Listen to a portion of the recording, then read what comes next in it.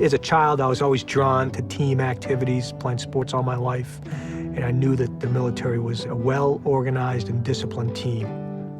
I like watching the old John Wayne movies. I like those ideals, doing the right thing when the chips are down, making it happen, and taking care of the guys on the left and right. One day I woke up and said it's something I want to do, went down to the ROTC department and signed up, and here I am 22 years later.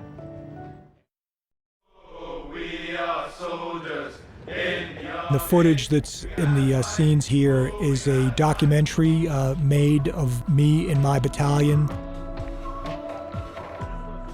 My family had already been through 2 deployments prior to this, so I knew that with Cindy's love and support of the kids that the family would be fine, and I was pretty much focused on making sure my troops were ready for the deployment. The strategy we developed was to, rather than retreat, reinforce.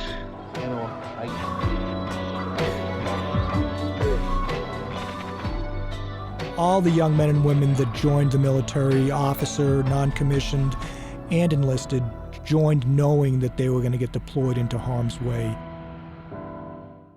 Is that we still have about 25 to 30 AIF working in the area. There's no way. Who's telling you this?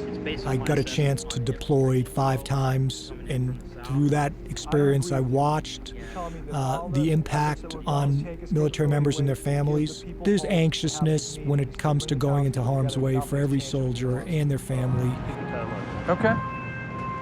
Death is an inevitability of war.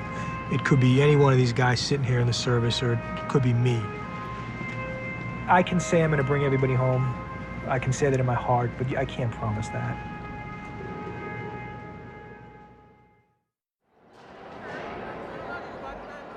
There are certainly challenges with reintegrating from a combat environment to being with your family.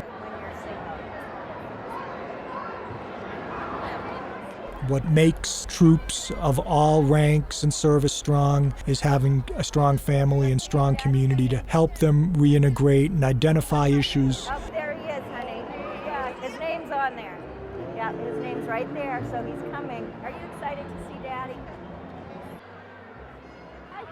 We must do everything we can as a nation to ensure that our troops are cared for, because we owe it to them as a nation to make sure that the ones who volunteered to protect this nation are cared for and lead productive lives in this country.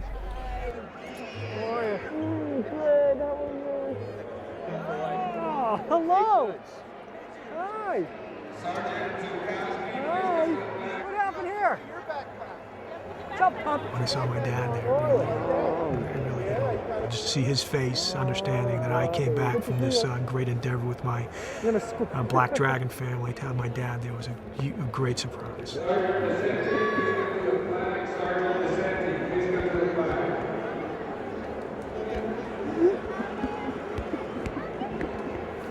What a great surprise this is. Good to see you.